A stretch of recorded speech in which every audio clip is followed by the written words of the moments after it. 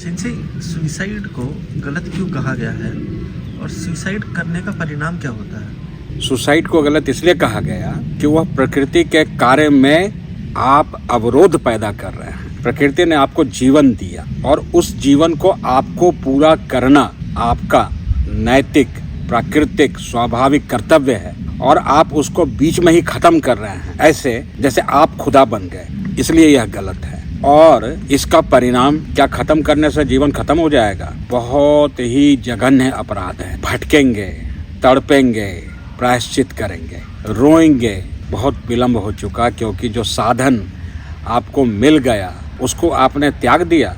कई कई हजार साल तक आप रहेंगे, स्मृतियां रहेंगी, यादें बनी रहेंगी, चीजें उपलब्ध नहीं होंगी।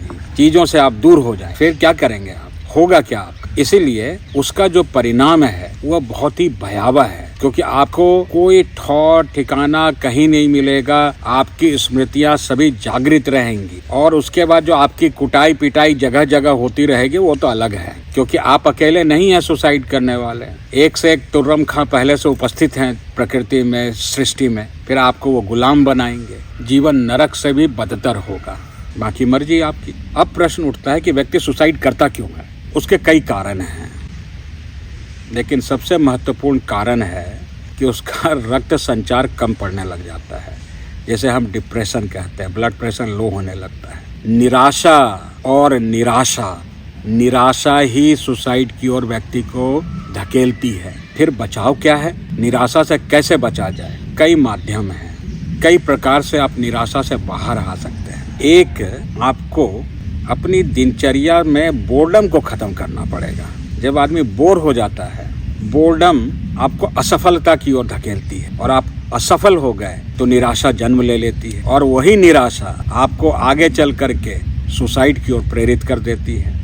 इससे बचने का उपाय क्या है? अब आप इस पर आना पड़ेगा। एक उपाय, यह जो साधन मिला है इस पर जंग मत पड़ने दो। खूब खेलो, जबरदस्त तरीके से खेलो, सुसाइड का ख्याल भी नहीं आएगा। जब शरीर के समस्त अंग प्रत्यंग उसमें रक्त संचार, एनर्जीज में, एनर्जी चैनल्स में जब वो खुले होंगे तो आप तो विश्व फतह करने का सोचोगे। सुसाइड जैसी निराशा आएगी ही नहीं। सफल कैसे हुआ जाए? अपनी इंद्रियों को साध करके। इंद्रियां नाकाम, सफलता आप चाहते हो कुछ और। आप स्वयं पर इतना ज्यादा जब मुग्ध हो जाते हो, उसके बाद कभी जब झटका लगता है तो आप टूट जाते हो। तो स्वयं पर मुग्ध होना छोड़ दो, स्वयं पर मोहित होना छोड़ दो, बस स्वयं को साधने में लग जाओ। खेल एक महत्वपूर्ण कड़ी है। भारत में अनेक प्रकार के खेल रहे हैं, जगह जगह अलग अलग खेल रहे हैं। कुछ भी खेलो, लेकिन खेलो। खेल वह सुरक्षा कवच है जो आपको बचाएगी। क्यों? ऐसा क्या है खेल में जो आपको बचाए? क्योंकि खेल आपको वर्तमान में ले आता है, भविष्य की आशंकाओं से दूर कर देता है, भूत में की गई गलतियों से भी दूर कर देता है, आपको वर्तमान पे रोक देता है। जब आप दौड़ रहे हैं तो कुछ सोचते हुए दौड़ सकते हैं क्या कि कल ऐसा करूंगा, परसों ऐसा करूंगा? जैसे ही आप इस यंत्र का भरपूर प्रयोग में लग जाएंगे वैसे ही आप वर्तमान में आ जाएंगे। इसलिए खेल जगत इतना महत्वपूर्ण है। वर्तमान में जीना, या फिर सही गुरु ढूंढ करके उनसे प्रक्रिया लेकर के साधना में उतरो। वो थोड़ा जटिल है, खेल बहुत सरल है। वह अभी से शुरू हो जाए। अभी 4 बज रहे हैं, 4:30 बजे से खेलना शुरू कर दो। खेलो, खेल ही तुम्हें बचाएगी और कुछ नहीं बचा। खेल शरीर को स्वस्थ करेगा। शरीर स्वस्थ हुआ, अब वह इसको खत्म नहीं करना चाहेगा। वो चाहेगा मैं 200 वर्षों तक जीऊं। और खेल के बाद अगला कदम है जीवन का उद्देश्य। देखो, जीवन मृत्यु कोई सेट रूल नहीं है। जैसे जैसे आपका विकास होता है, प्रकृति अपनी नियम बदलते चली जाती है आपके प्रति। उद्देश्यपूर्ण जीवन के लिए प्रकृति समय बढ़ाते जाती। रविन्द्रनाथ टैगोर को मौत दस्तक देती थी, वो कहते तभी ठहरो, रचना अधूरी है, इसको पूरी कर लूं। उद्देश्यपूर्ण जीवन। अब उद्देश्यपूर्ण जीवन कैसे हो? व्यापक दृष्टिकोण से, यहाँ से शुरुआत है। निष्पक्ष चिंतन से, यहाँ से शुरुआत। यह जीवन के उद्देश्य को बड़ा करता चला जाएगा और प्रकृति आपको सहूलियत प्रदान करते चली जाएगी, सुविधाएं प्रदान करते चली जाएगी। तो उद्देश्य कितना महत्वपूर्ण होता है, उद्देश्य कितना महत्वपूर्ण है, इसके अगला कदम ही है उद्देश्यपूर्ण जीवन। और जैसी जीवन उद्देश्यपूर्ण होता चला जाता है वैसे ही प्रकृति अपना नियम उस उद्देश्य में लगे व्यक्ति के लिए बदलती रहती है। कुछ चीज निश्चित नहीं है, यह अस्पष्ट है।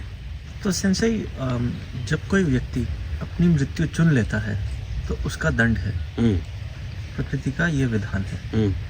पर इसका एक और पक्ष है सेंसेई, अगर हम हमारे क्रांतिकारियों को लें, एक सैनिक को लें, उसको दिख रहा है आगे मृत्यु है पर फिर भी वो कूद जाता है, तब क्या? इसका उत्तर अभी जस्ट दे दिया। उद्देश्यपूर्ण जीवन, उसका जीवन उद्देश्यपूर्ण है, मानवता के लिए है, राष्ट्र के लिए है, समाज के लिए है। और जो आम तौर पे आत्महत्याएं कर रहे हैं उनका जीवन पलायन पे है, भागने पे है, सामना करने की स्थिति नहीं है, उस पर है, कायरता पे है। बस इतनी सी बात है। वह तो जो भी सैनिक, चाहे इंडिया का हो चाहे पाकिस्तान का हो, जो मरता है युद्ध में, चाहे नीति से चाहे अनीति से, वह वीर गति कहलाया है। वह वीर गति को प्राप्त होता है क्योंकि वह अपने उद्देश्यपूर्ण जीवन के उद्देश्य की पूर्ति में है, क्रूर या अक्रूर तरीके से। पहले वीर गति हो गया, फिर कर्मों का लेखा जोखा बाद में पन्ना खुलेगा। सेंसेई, जो आतंकवादी है वो भी लक्ष्यपूर्ण है। हाँ बिल्कुल है। और उसका जो सुसाइड है, हाँ, सेंसेई हम उसे वीर कहें या मूर्ख? उन्हें हम वीर इसलिए नहीं कह सकते। क्यों नहीं कह सकते वीर? क्योंकि उनके चिंतन में है कि मरूंगा तो 72 हूरें मिलेंगी। और वीर का अर्थ होता है जो वीरवान है वही वीर है, जो वीरवान है वही वीर है। ये तो वीरवान तो है नहीं। पहले उन्हें भोग के साधन चाहिए और फिर महाभोग की तैयारी चाहिए। तैयारी इस रूप से दिमाग किया जा रहा है। तो वो कायर है और कायर ही छुपकर वार करता है, कायर ही वैसे हथकंडे अपनाता है कि पीछे से वार। वीरता का खेल तो कुछ और है, वीरता में षड्यंत्र नहीं है। अच्छा, थोड़ी समझ में नहीं आ रही तो समझा देता हूँ। जो हमारा पौराणिक इतिहास है, जो हमारा प्राचीन इतिहास है और मध्यकालीन के प्रारंभ का जो इतिहास है, युद्ध के संदेश भेजे जाते थे, सावधान आ रहा हूँ अपनी सेना लेकर, मिलना मैदान में। हमारा समाज वीर समाज था। फैसले छुप करके नहीं लिए जाते थे, खुल के होते थे। और वह परंपरा आज भी मौजूद है समाज में। जब झगड़े होते हैं, कायरों के झगड़े होते हैं तो छुप के चाकू चला दिया जाता है, गोली चला दी जाती है। वीरों के झगड़े हमने देखे हैं, चुनौती दी जाती है, आजा मैदान में, आ जाओ मैदान में। यह वीरता का लक्षण है। यह तो जब मध्यकालीन भारत की शुरुआत हुई तब वीरता के साथ मक्कारी ने प्रवेश ले लिया। और सुनो तो सही, सूर्यास्त तक ही नियम है युद्ध करने का, सभी नियम से होते थे। और फिर जाके पूछते थे अगली बार संभल के रहियो, कल तुम्हें ठिकाने लगाऊंगा। जहाँ नीति थी और युद्ध नीति थी, पृथ्वी का वह भूभाग भारत था। और भारत परास्त भी इसीलिए हुआ मक्कारों से, छुप के वार, पीछे से वार। भारत परास्त गुलाम इसी आधार पे बना, अति वीरता के कारण। भारत अति वीर था, वीर नहीं महावीर।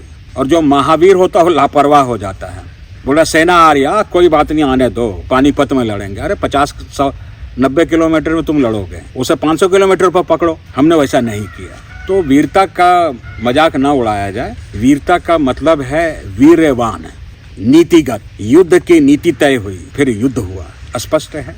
सेंसेई, भारत में कई जगह पितरों की पूजा की जाती है, क्या पितृ पूजा सही है? पूर्णतया गलत। अगर पितरों की पूजा सही है तो पितृपक्ष क्यों रखा गया? यही इस बात को काट देता है कि पितृपक्ष में इतने कालखंड में, इतने समय में आप अपने पितरों की पूजा करें, ताकि पितृ जहाँ भी हो आए, आपके पूजा को ग्रहण करें और चले जाए, आप उन्हें विदा कर दें। आपने घर में बना लिया पितृ स्थान दे दिया, आपने उसे देवता कहा, कुल देवता कहा। आप खुद अपना आकलन कर लेना। जो लोग इस प्रक्रिया में लगे हुए हैं, क्या वो सुखी हैं? क्या वो स्वस्थ हैं? क्या वो शोक मुक्त हैं, रोग मुक्त हैं? अगर हैं तो करो, नहीं है तो बदलो। और कुछ नहीं मानना है तो जैसा मर्जी वैसा करो, सीधी सी बात है। पितृ की पूजा उसका प्रावधान है। उसका प्रावधान है कि उस समय आपको भोग नहीं करना है, क्योंकि पितृ पूजा का सबसे महत्वपूर्ण कार्य है कि वीर स्खलन ना हो, इसलिए हमारे यहाँ देहातों में, गांव में यह परंपरा है कि जब पितृपक्ष शुरू होने वाला होता है और उसके तुरंत बाद नवरात्रा शुरू होता है तो उतने समय के लिए ही समय निर्धारित है कि मायके चली जाओ। न रहेगा बांस, न बजेगी बांसुरी, न भोग के साधन रहेंगे, न गलतियां होंगी।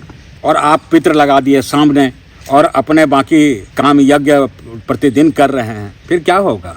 रोग तो बनेगा ही बनेगा। पितृ क्या है? वीर की पूजा है। वीर को रोके रखने जितने कालखंड तक आप रोक सकते हैं वह है पितृ पूजा। भाई उसी के माध्यम से तो तुम आए हो, उसी के माध्यम से हमारे पूर्वज आए थे। वही माध्यम, वही चैनल है, वही साधन है, वह शरीर से ना छूटे। पितृ पूजा का प्रथम कंडीशन यह है। इसीलिए हमारे प्राचीन ऋषियों ने वैसी व्यवस्था बना दी कि वो उस तरह से कर सके, अन्यथा नहीं करते।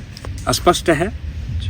एक बार हमने देखा, एक बहुत महान व्यक्ति, उनसे सवाल पूछा गया क्या हम पितृ पूजा कर सकते हैं? उन्होंने 2-4 श्लोक सुनाया, बोले बिल्कुल कर सकते हैं, अवश्य कीजिए। एक महान धर्माचार्य हैं, मैंने उस पर टिप्पणी कर दी थी तो उससे थोड़े वो आहत हो गए थे। सेंसेई, क्या अगर किसी व्यक्ति की मृत्यु हुई हो, हाल फिलहाल में मृत्यु हुई हो, कुछ ही पल बीते हो, शरीर ठंडा ना पड़ा हो, उस स्थिति में क्या उसे पुनर्जीवित किया जा सकता है?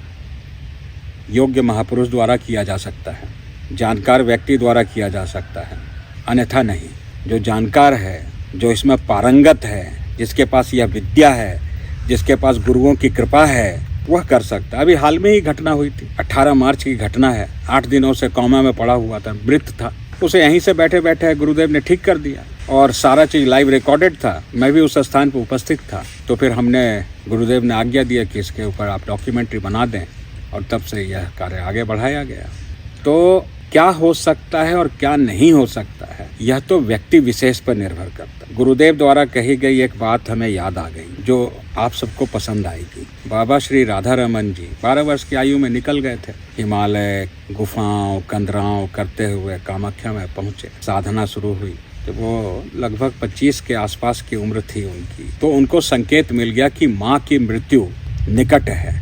वो वहाँ से चल दिए। देश गुलाम था, संसाधनों का अभाव था, ट्रेन ऐसा नहीं था कि तुरंत मिल जाती थी। जैसे तैसे वो माँ से मिलने के लिए पहुँचे और जब पहुँचे तो माँ चिता पर लेटी हुई थी।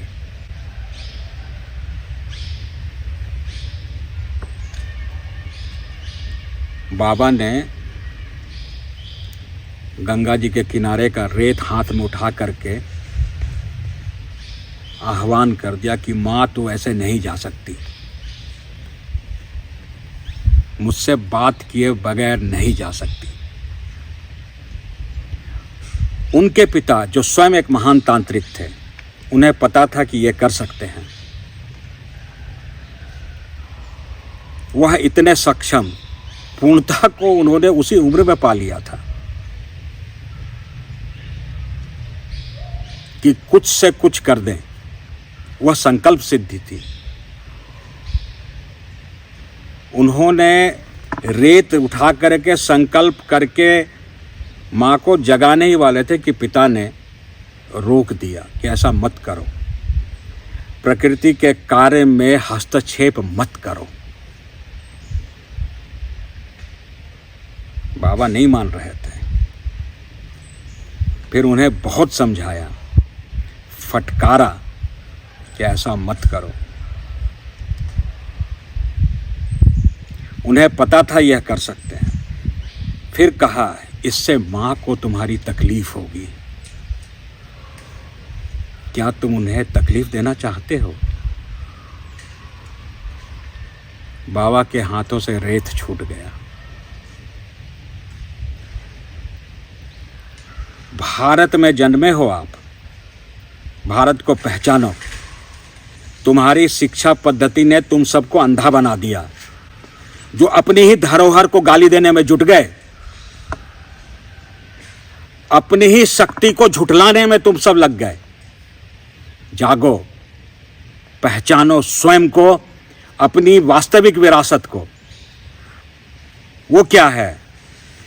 कितने धनवान थे तुम और क्यों अभागे बन गए?